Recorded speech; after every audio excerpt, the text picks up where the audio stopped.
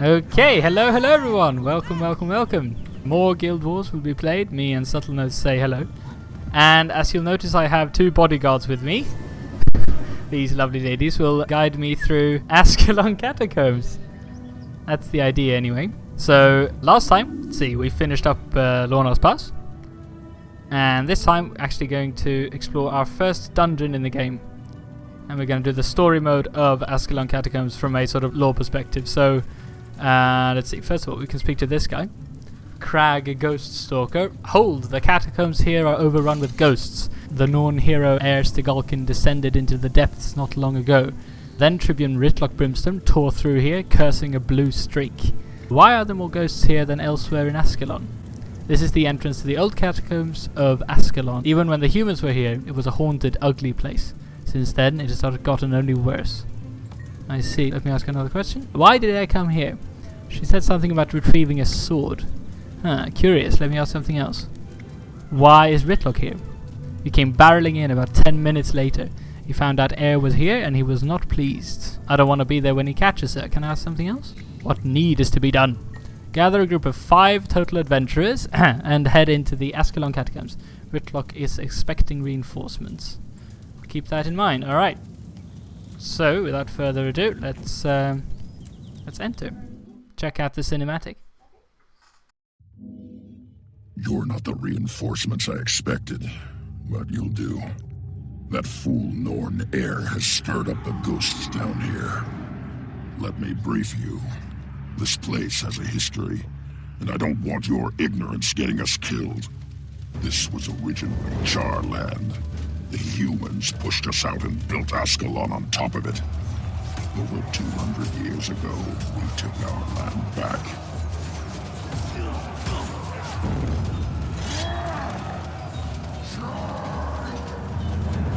The human king Adalbern watched his soldiers panic as we breached the city gates. Facing certain defeat, the doomed king refused to surrender. Retreat?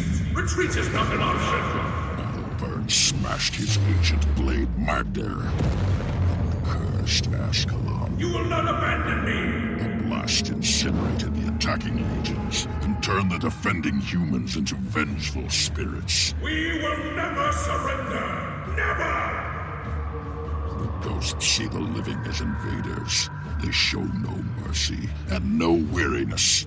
Only blind hatred. Adalbern's hatred. And now, Air's gone right into the dead king's lair. What a mess. We're going after her. She's causing trouble, and I don't want anyone dying because of her foolishness. Alright, would you look at that? That's so cool. Alright, so the way this story is told, broadly speaking, is that if you've seen my summary of Edge of Destiny, the book, this is sort of the continuation of that story. Where did the members of Destiny's Edge go after the events of the book? And ArenaNet have done this very strange thing where they sort of, you have the personal story for your own character, but then they tell the story of Destiny's Edge through these different story modes of the dungeons, which is a bit curious. But yeah, so this is the first one. This is basically the first time the player character interacts with any other members of Destiny's Edge, except for the one, you know, of your race. So we've met Ritlock Brimstone before, so let's speak to him. These catacombs will tear you up. We need strength of numbers. Come back with more bodies for the mission. What you see here is enough. Alright, cool. So they actually have a different dialogue if we are like less than 5 people. So now that we're only 3, I can say, well, what you see here is enough. Fine, then take the lead and try not to die too quickly. Alright, let's get this started. We could also say, on second thought, I'll wait for more friends. That's nice. Anyway, let's get this started. Good, you're ready. The sooner we can find that fool Norn, the sooner we can quit this foul place. Alright, so we haven't met Stegolkin yet, but we very soon will. Ossuary Crypts. Alright, so here we have the first douchebags. So, as I said, I mean, since this is the story mode of the dungeon, there's not going to be any difficulty whatsoever, really. I mean, we can 3-man this easily, so there won't be any, like, strategic guides or anything like that. We're totally going to focus on the story. Go to the mist! Oh, never mind. Just as I say that, one of our party members got down. Whoopsie. Never mind. Alright. So in this first room, you just have to open all of these caskets, kill all the ghosts that come out, and soon enough the first sort of mini boss will spawn. Oh yes, as I was saying, this is they tell the story in a sort of a curious way throughout these dungeons. For instance, the opening cinematic that we just saw tells the story from only one perspective. From it's Ritlock Brimstone talking about the foe fire, right? And we've spoken about the foe fire, the human king Adalbern of Ascalon, in a desperate move to defeat the Charr, uses his magical sword Magdair to, well, destroy the Charr, but also sort of curse his own race, right? But that's from the Charr perspective. Other sources in the game, other like human sources. Right to be Oh, hello. here. Go back to your own lands. Alright, Gate Guardian Nappa. There's absolutely nothing to find about this guy. No one really knows who he is, and there's basically nothing to learn. It's a bit of a shame. The other bosses in this dungeon, however, do have some interesting stuff associated with them. Anyway, I was saying, so the human perspective of the same story of the foe fire is completely different. It's King Adalbern, according to the humans, didn't just cast the foe fire in a desperate move once his armies had fled and he was overwhelmed by Charr. According to humans, he didn't actually even mean to do that. First of all, the humans never surrendered and they never escaped. That's one thing. Instead, they stood a sort of valiant defense of the city, and then the king actually managed to fight his way all the way to the Charr leader. And in an epic fight between the Charr leader and the king's sword clashes with the claw of the Khan-er the Charr leader was wielding, and that actually caused the foe fire. So he didn't necessarily mean to use it that way. He just happened to end up like that, sort of. And that's like completely different. Like that changes everything, right? If you see it from that perspective. So that's very interesting. I think that you can see that in the books as well. Depending on who's telling the story, Charr and humans have different versions of the same story. Very cool, I think. I think you could read a lot into that. But just because it's Ritlock who's telling the story in this dungeon, we only get really his perspective. And since this is the first dungeon in the game, I think that's sort of the main accepted version of the story. Most people don't realize that the humans actually think differently. Alright, so we fight our way up here, and this room is really annoying because you have to shut down all the bloody traps. well done there, Emla. Alright, up you go. They can't keep me down and then you get down again. Oh shit, did she spawn? Oh, she spawned already. Damn it. Alright, that's the traps done. That's good. We have the second boss. This is just an Ascalonian captain. Absolutely no lore associated with this one either, I'm afraid. Although I guess they are sort of minor bosses. So we still haven't really reached the juice of the dungeon yet. And down she goes. And, I mean, I'm just going to assume that most of you watching this video have played through this dungeon before. But we're going to grab the boulder, run down here, put it on the lovely little pressure plate down here. We need to keep that door open. Yes, indeed. Put something heavy on the pressure plate. Yes. Alright, leave the boulder there, and the door's open. Now this room we can just run through. Loads of traps. And there we go. It's a really, really cool place there. I remember the first couple of times I went through this, I didn't really realize these are actually like catacombs, but there are lots of dead people here. Great. A great little nest. It just keeps getting better and better. Seal that. They're going to burrow, keep them doing it in the dirt where they belong. Yes, indeed. Alright. And up the door goes. Some things are best left buried. Good work. It's only going to get harder from here. Let's keep moving. Alright. Ready. We need to stop air from shaking the hornet's nest. Hornet's nest. The ghosts haunting this cesspool are angry. Air's meddling will get them all riled up. I want to keep them down here where they do minimal damage. That makes sense. Okay. These guys, we just lure them down here. Come see. By the way, some of these ghosts have names with like monk in them and stuff. And that's a nod back to Guild Wars 1, where you could play as a monk. It's one of the professions. Alright. Foe Fire's Heart discovered. Here we go. Ascalon Captain. And right there is Sigolkin. Alright, there we go. The dialogue scene. Ritlock, what are you doing here? I came to stop you from inciting a full-scale ghost rampage. Why are you here? I'm looking for King Adalbern's legendary weapon, the sword called Magdair. Magdair. Magdair was destroyed when the Sorcerer King set off the foe fire. I think it survived. I believe the sword will be found at the top of these stairs. You are following a foolish human legend. You of all people should know the power of legends. You bear Magdair's twin, Sohothan. It was Rurik's sword. What if I do? Adalbern's sword is no more, just like his nation. Then let us go up the stairs and see for ourselves. Alright, so all these swords they're talking about. So Sohothan and Magdair, we'll speak more about them soon. And the only thing Erstigol says right now is perhaps I was unwise to come here. Only time will tell.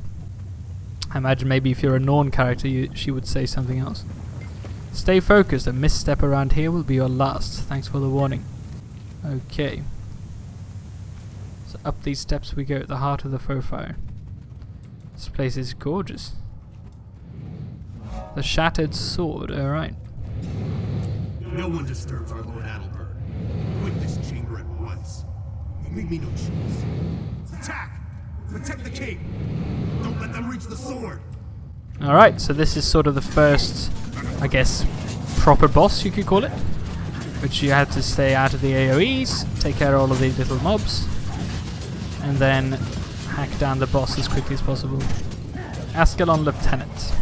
And again, there's not much to be learned about this guy either.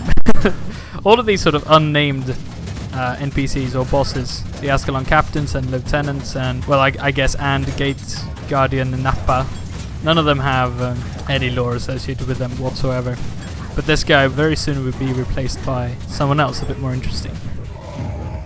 Alright, there we go. Garm looks ready to bite some ghosts, that's nice. And here he is, King Adalbern. Ritlock, the broken sword. It's the twin to your own. Worry more about the sword's master. Look there. I sense Sohothan's presence. Rurik, my son, you've returned! Your son is dead. So is your kingdom. Leave us. Foul creature, your entire race will pay. Even now, my champions prepare to invade the surface. You will fall before the might of Master Major Nente, deadly Kasha Blackblood, and the lovers Rolina and Vassar.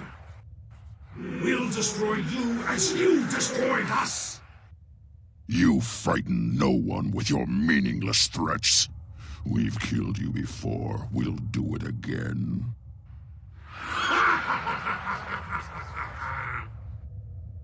Now you've angered them. They were already angry. Now we must find his champions and silence them. Okay, so we've talked about this as well, but King Adalbern, obviously, oh, and there he goes, was the king of Ascalon, but he's not of royal blood or royal descent. This is the blade, by the way. This is Magdair. Can have a look. What does it say? Shattered blade of a sword is smashed into the ground. Look closer. Looks like twin tines of shattered metal. The ghostly form of the rest of it rises from the shards. What do the old tales say about Magdair? This is pretty cool. Legend says that the King Adalbern smashed his sword in summoning the foe fire. Okay, not much. How is this important? Air was right. While the sword was shattered, enough survived that a skilled blacksmith could remake it. Alright, so this is the sword that caused all this. That's pretty cool. All this mess with the ghosts. Anyway, the king. Let's go here first. Alright, so the king wasn't actually of royal descent, as I said. He was, I think, just a leader of the Ascalon, what's it called, like Ascalon Elite or something? Anyway, a guild, which during the guild wars was very successful.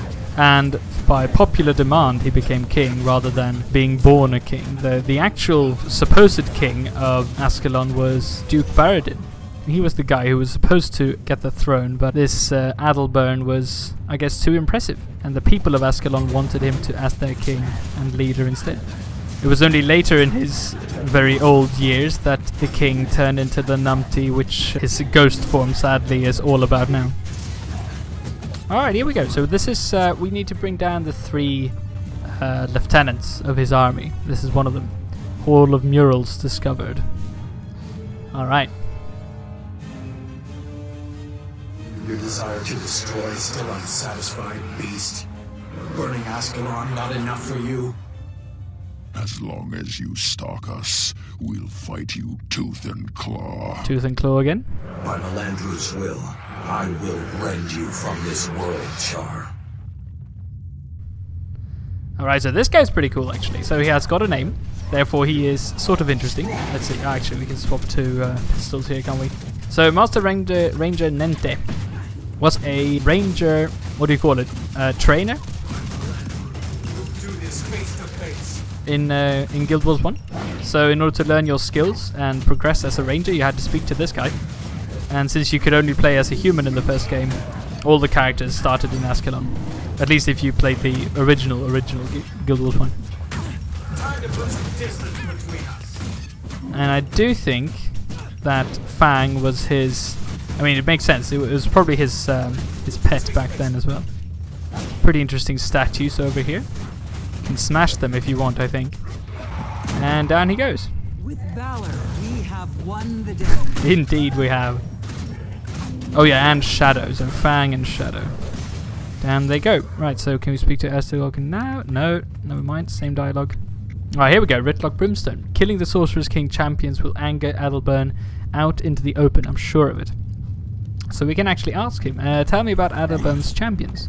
Sorcerer King Adalbern had 4 great champions when the foe fire struck. If we dispatch them, he should reappear. So we can ask him about the Master Ranger Nente, the one we just killed. Nente was a ranger, a specialist in cowardice. He hid behind his pets and slaughtered my ancestors with arrows. If we find him down here, his animals won't be far behind. As indeed. What about Vassar and Relina Stormbringer? Vassar and Relina were a mesmer and elementalist, lovers who fought side by side. They were strong together. They should be divided and conquered. And Kasha Blackblood. Necromancy is disgusting. Kasha Blackblood was one of Adalbern's grotesque practitioners of the art. You have to stay focused on her, not her minions, or she'll siphon your life away. So this is pretty cool. Let's mix the lore here with actually useful stuff for the encounters. Tell me about Adalbern's sword. The sword is named Magder, and it's twin to mine. It was forged in ancient ore. The Sorcerer King Adalbern shattered it to summon the foe fire. Yes, indeed. Tell me about the sword. Sahothin is twin to Adalbern's sword Magder. Sahothin is the one that Ritlock's carrying. His son Rurik wielded it once. It's mine now. And this is really interesting. How did you end up with Sahothin? That's none of your concern. And you can never really figure out why Ritlock has his sword. No one really knows that. Sometime after Rurik's death... oh, sorry, we're going back, aren't we? After Rurik's death in Guild Wars 1, he must have picked it up somewhere. And no one really knows from where. So, let's see, we're going back through the middle. Oh, whoopsie. Garm apparently decided we should go this way. And by the way, these other guys we're going to kill next were also from the first game, and they were also the sort of representative trainers of their professions. Knight Guards of Nelson represent... Alright. Alright, let's heal up a bit. And go and check this place out. The Lover's Crypt. Alright, here we go. All of these places are so beautiful. Like, it's really a shame that the dungeons are sort of... I don't know, it feels like no one really does them anymore. And here they come. One from the... one from each crypt.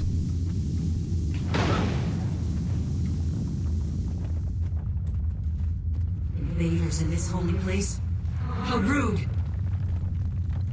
I will summon my dear Vassar, and together we will make short work of you. Careful, she's got a friend.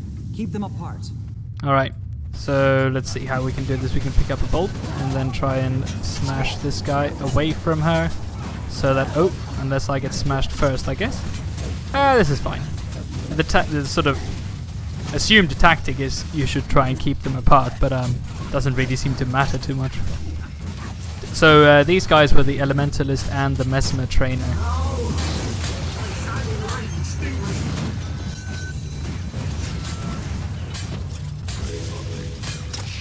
Oh my god, my inventory, shit. Okay, so we're all done with this room. By the way, I shouldn't forget to pick up these points of interest. So, one interesting thing about the Ascalon Catacombs apparently is that The whole thing was built on top of a rift to the underworld, which is an opening to the realm of Grenth, the human god of death. I mean, it only fits, right, that this place with lots of dead people, they actually had a thought to the whole thing. And there is more to learn about that in the explorable modes, but not too much, I don't think. In general, I want to help tell the story of the members of Destiny's Edge. I mean, if there is extremely juicy lore about the world in general, then obviously I'll do that as well, as in sort of the explorable works of Arra. But Ascalon Catacombs, perhaps not too much. Oh, hang on, is this the bug again, where they just keep spawning even though we've killed the burrow?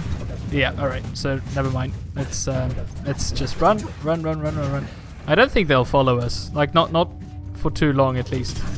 Alright, let's focus on the... I was gonna say, let's focus on the Necromancer first. Well, there are two. Votive Cathedral discovered. Alright, and this last boss, before we speak to the king again, is I think the most interesting, because she's a Necromancer and she's been turned into a ghost by the foe fire, right? But since Necromancers are sort of experts on death in general, we can actually get some hint as to she actually having some of her personality left. So let's see what she says. Hang on.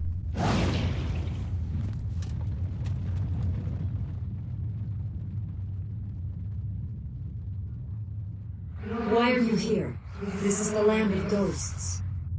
Stand down, Spectre. We seek only to protect the living.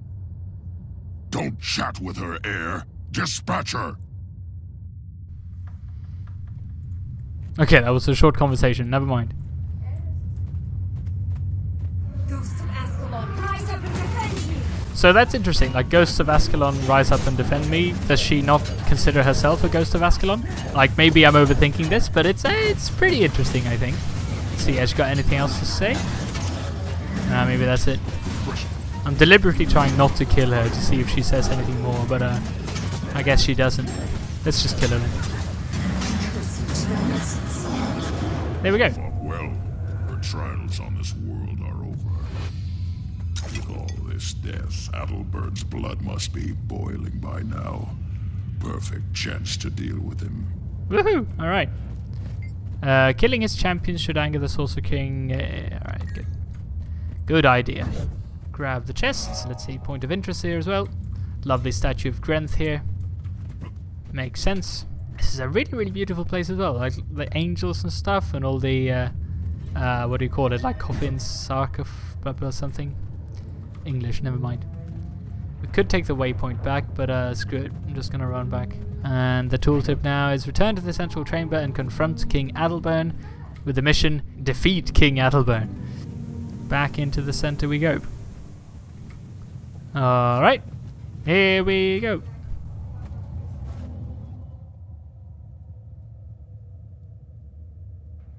What have you done? Your champions are gone, Ghost. Just like your son and your kingdom. I will have my vengeance. Join me in death. Oh, poor king. And there's really nothing interesting about this fight either, I'm afraid. I do think he has some dialogue though. But anyway, this is the, I guess, second time we killed this douchebag, Mad Adelbern. And as I said, it's a shame that we only see this mad version of him. Because apparently, before his old age, he was a very nice king. People liked him. But then the whole thing with him disagreeing with his son and stuff, it's never a good thing. Oopsie, I don't want to die. Boom.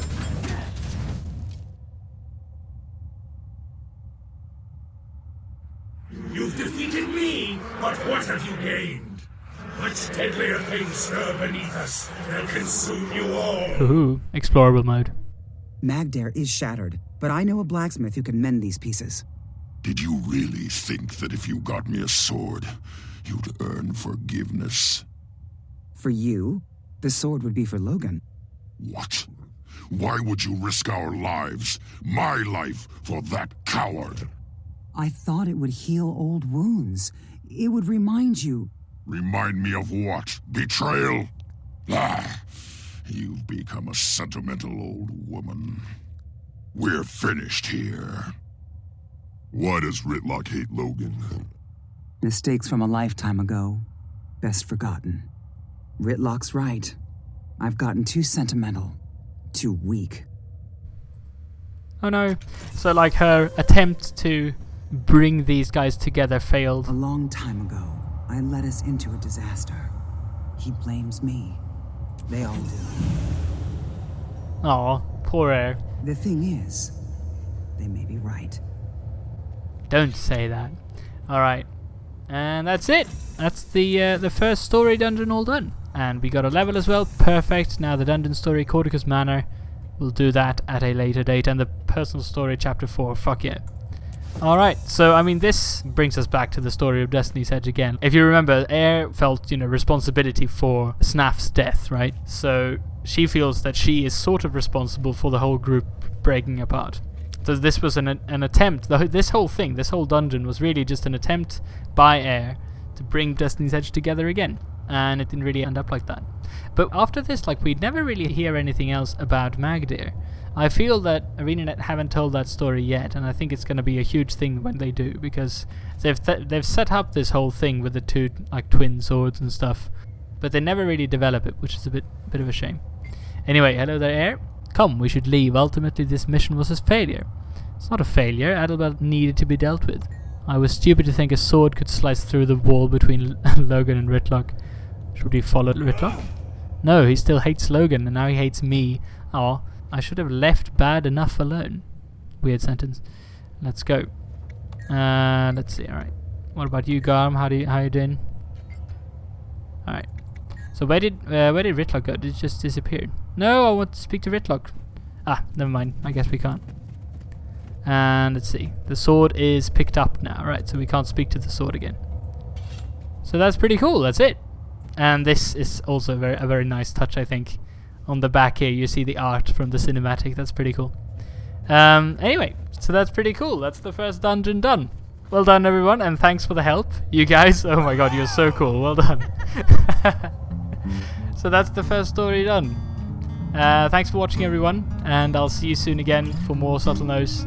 And next time we'll continue the personal story. Bye.